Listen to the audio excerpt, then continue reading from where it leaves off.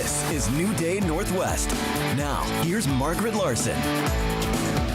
Good morning, everybody, and welcome to New Day Northwest. All of us are cooking from home these days, so we want comfortable dishes that are easy to make, that are healthy and tasty and satisfy. I have been cooking my way through this particular cookbook, the Weeknight Mediterranean Kitchen, and it just so happens that May is also Mediterranean Diet Month. So we asked Samantha Ferraro of the Little Ferrraro Kitchen to join us with a meal this morning. Samantha, how are you? I'm good. How are you guys doing?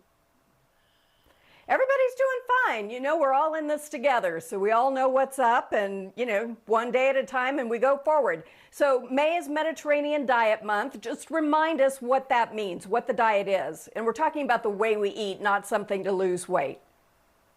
So for me, Mediterranean eating is really vibrant, it's bold, it's fresh, and it's healthy. So we eat a lot of produce, things that are in season and that are fresh. We love lean proteins like chicken, and we love lots of fresh herbs and fresh citrus. So really things that will brighten up your recipes.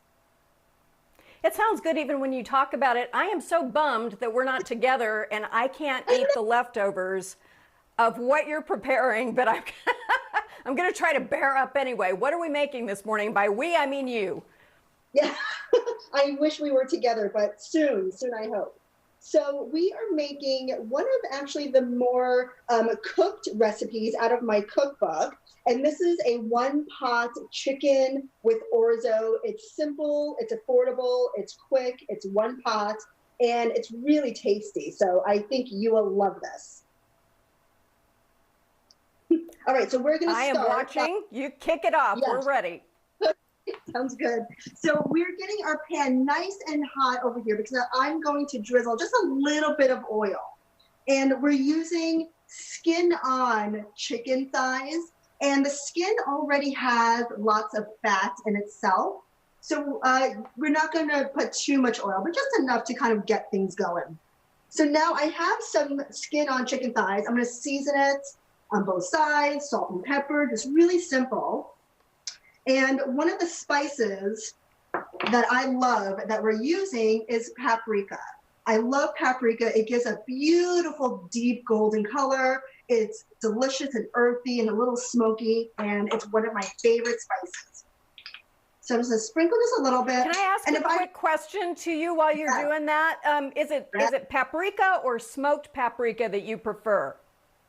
So personally, I love anything smoked.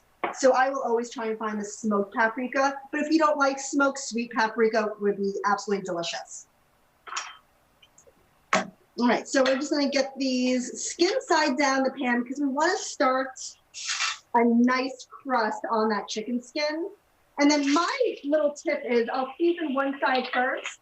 And then after I flip it, I season the other side. That way your hands don't get all dirty.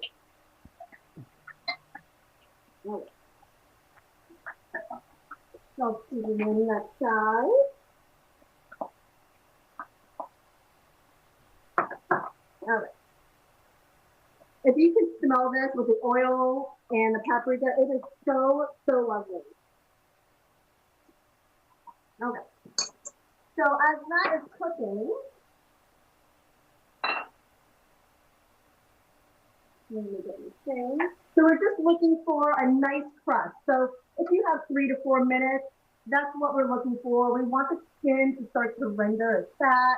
We want a nice color, a deep golden brown hue. And it's pretty quick. So get that stove nice and hot. So that takes just a few minutes. And I know you like it and call for in a lot of your recipes chicken thighs rather than, you know, maybe we're used to using chicken breasts. So it's something about the flavor and the texture that you like about the thighs? Yeah, so chicken thighs have a lot more moisture.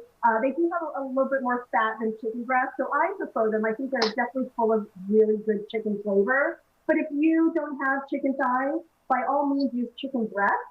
It might just take a little bit longer to cook because chicken breasts are a little thicker than chicken thighs. So just keep that in mind, but it would still be so delicious. All the flavors kind of come together and the chicken just soaks it all up.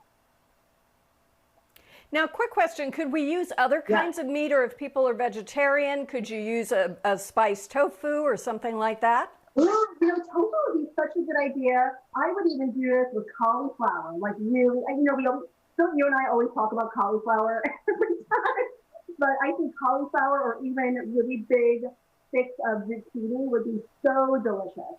And it would cook with the orzo. And also, I'm using orzo, but if you're gluten-free, rice would be fantastic with this. I've done that a million times. All right, so we're going to flip the chicken. We'll just pretend that it's a little bit longer. And what we're looking for is a beautiful deep golden brown. Isn't that nice? That is so pretty.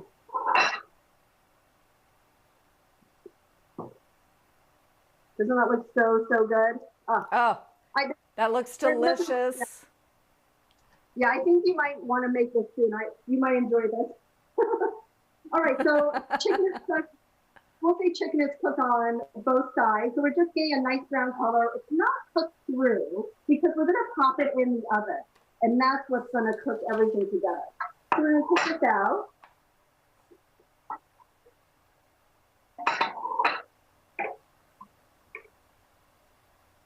And in the same pan, just like I would do any other braise, we're gonna add all of our aromatics. So I'm using some red onion here. My original recipe calls for shallots, but you know what? We're using what we got these days. So I just have some red onion, and we're cooking that in all of this delicious, spicy oil and fat. So it's really gonna wake up the onion. A few cloves of garlic. One of my favorite ingredients, especially in Mediterranean food. I love garlic. I joke that if garlic was a perfume, I would wear it. It looks so good. We just have a couple of minutes left, and so I want you to kind of give us the full range of what the other ingredients are and when we put in the olives, because that's important. Yeah. So let's just do all that now. So add the orzo right to everything. Stir it all up because we want that fat to coat the orzo and kind of start toasting it up. Then, this is where the one pot comes into play. Put the chicken right back in.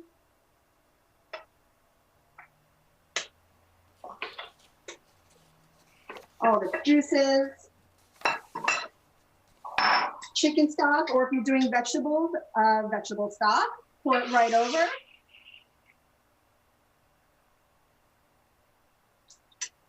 All right, and then this is where it just gets so pretty. Lemon slices. If you have orange, I think that would be beautiful. Any citrus that you have. And if you don't have any fresh lemon, I would do like a little squirt of lemon juice would be really nice. And let me show you what these are. So these are one of my favorite olives. They're Castroveltrano olives. They are buttery and mild. And for this recipe, I use the pitted ones, so they don't have a pit in there. And they just go so well with the paprika and the lemon and the chicken. And they're just so delicious. I can eat the whole entire container. And that's it. From here, we just pop it in the oven, 25 minutes, maybe, and then brown it for 10 minutes, and then dinner is served. I love it so much, and a lot of your dishes are like this, just one pot, easy to clean, everybody loves it. Yep. I make your chicken shawarma all the time with the magic tahini sauce, love that. Use some radishes and cucumber on the side. And the shakshuka is my husband's favorite thing in the world. We would eat that every day if he had, his way, but it's so good. Thank you so much. Thank you so much. That really means so much to me. Thank you, Samantha. It was fun to see inside your kitchen. Thank you. Yes. Well, all right. Time. Oh, I wish. I'm going to come by and have a bite. Thanks. Samantha's recipe will be on our website. She's sharing that. And I just encourage you to get the cookbook because it's healthy and it's yummy.